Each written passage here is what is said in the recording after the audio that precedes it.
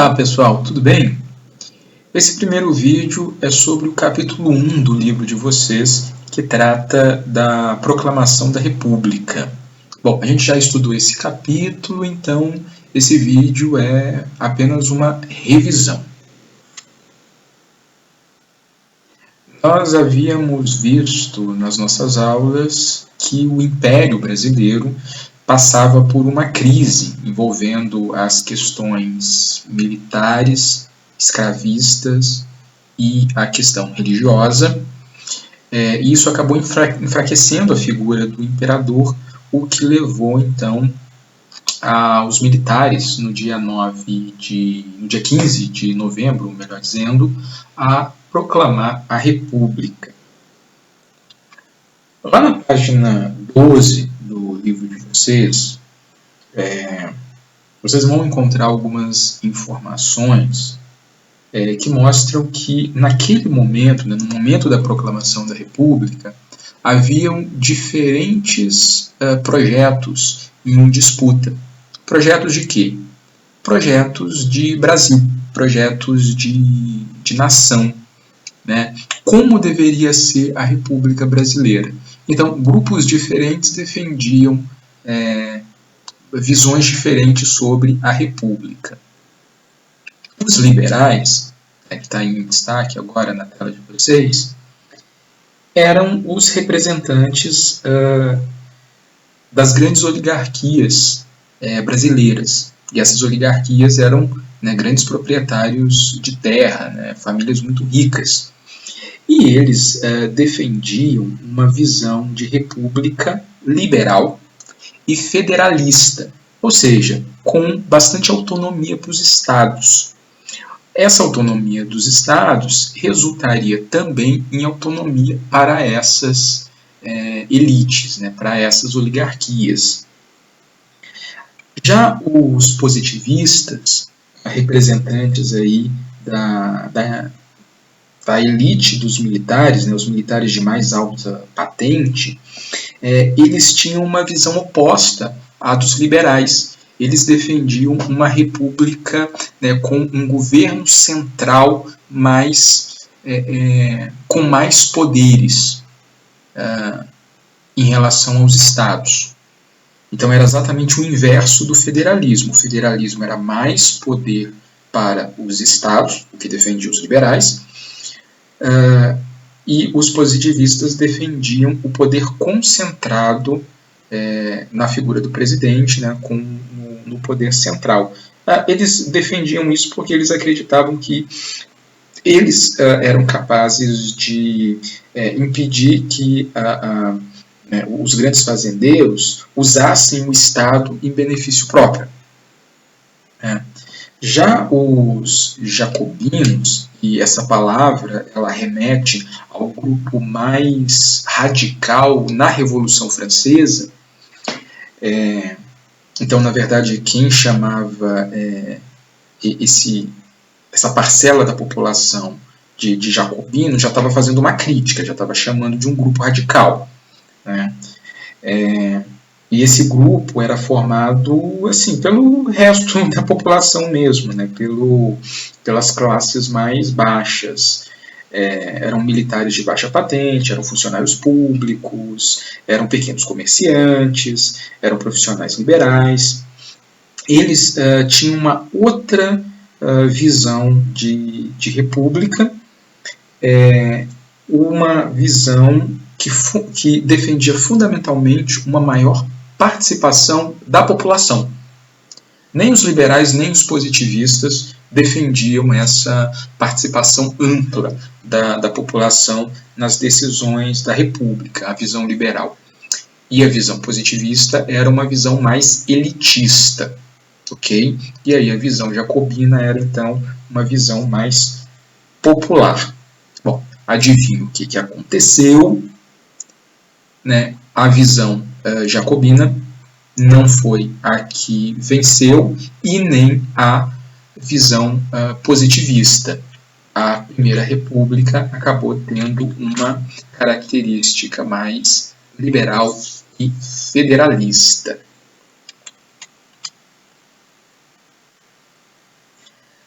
Uma vez proclamada a República, foi instaurado um governo provisório. Esse governo provisório tomou algumas medidas.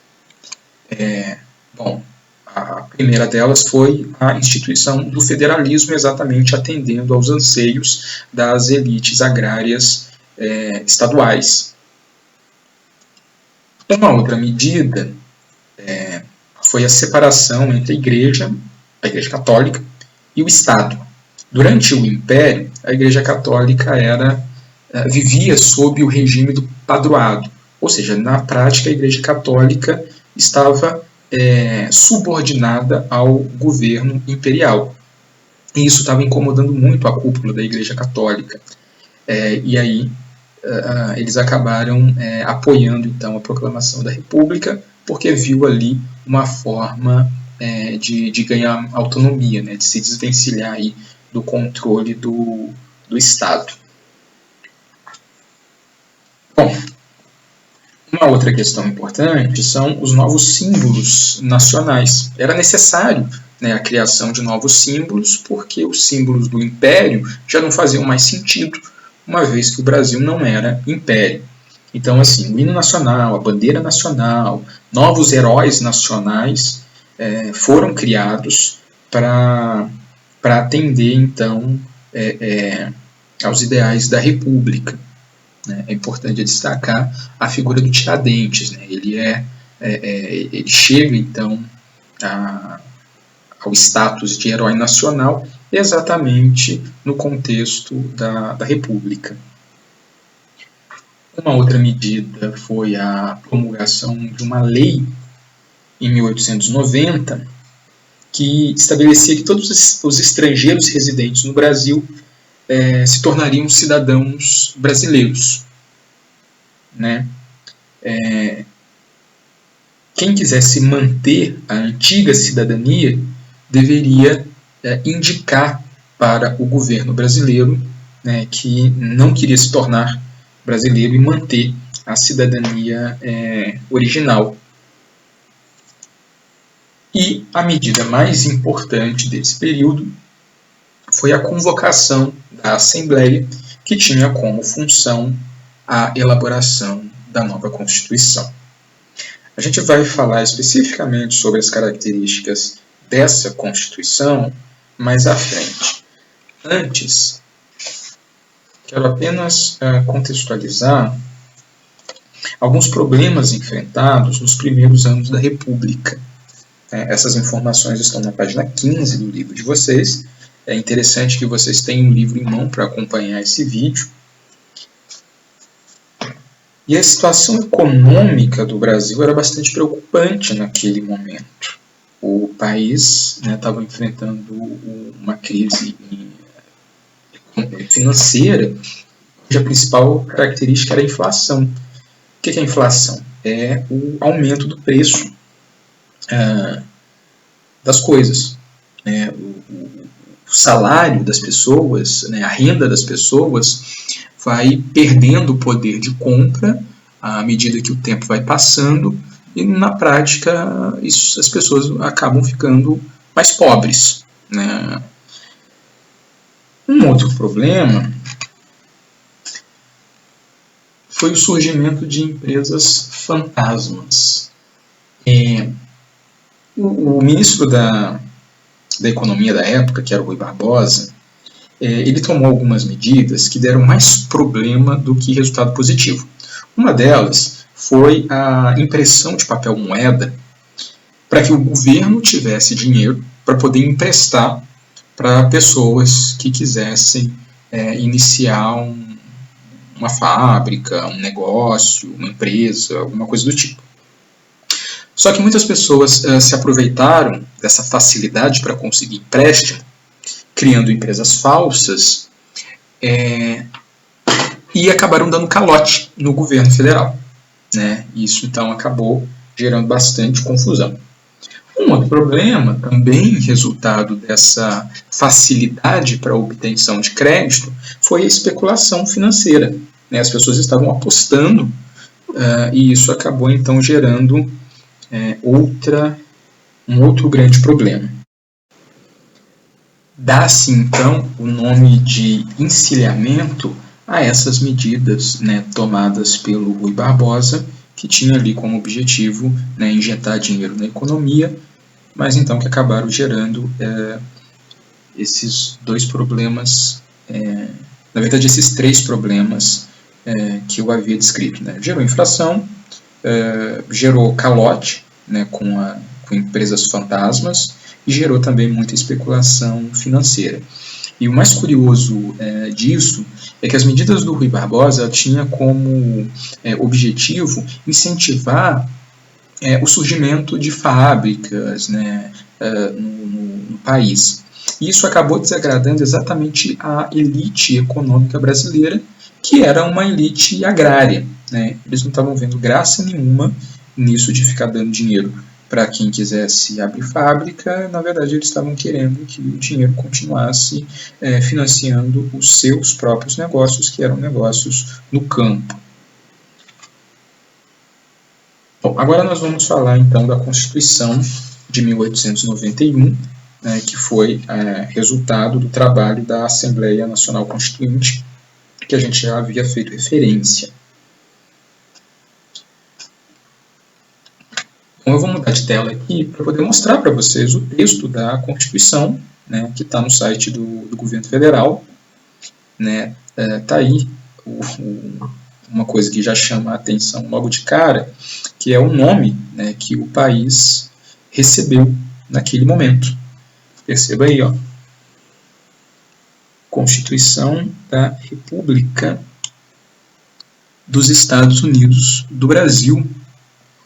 Então, o primeiro nome do Brasil era Estados Unidos do Brasil, portanto.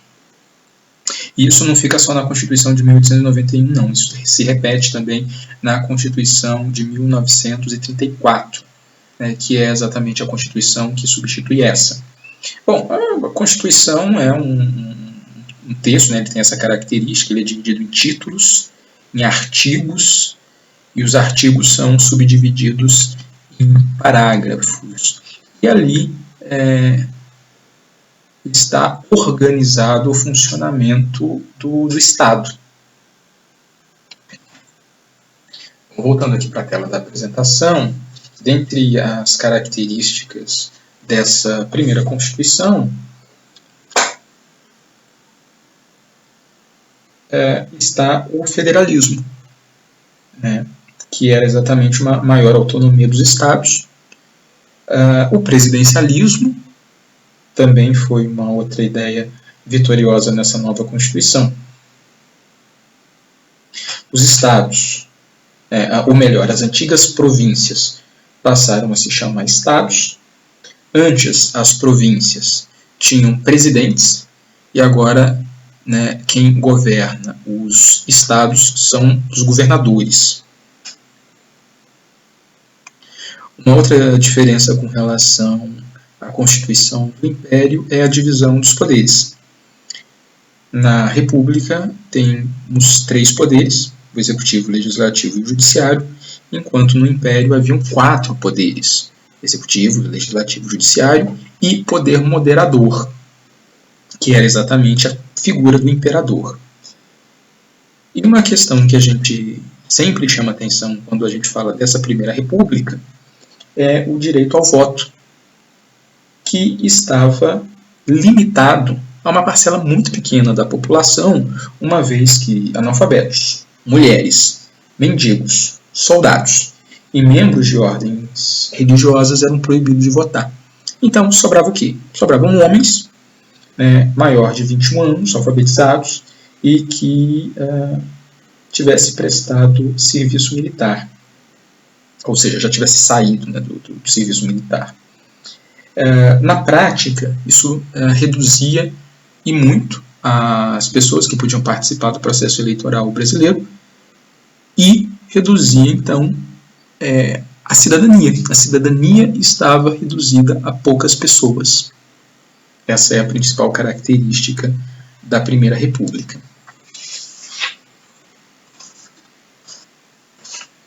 E aí, para concluir, nas páginas 18 e 19 do livro de vocês, a gente tem algumas informações sobre os presidentes que governaram o Brasil logo após a proclamação.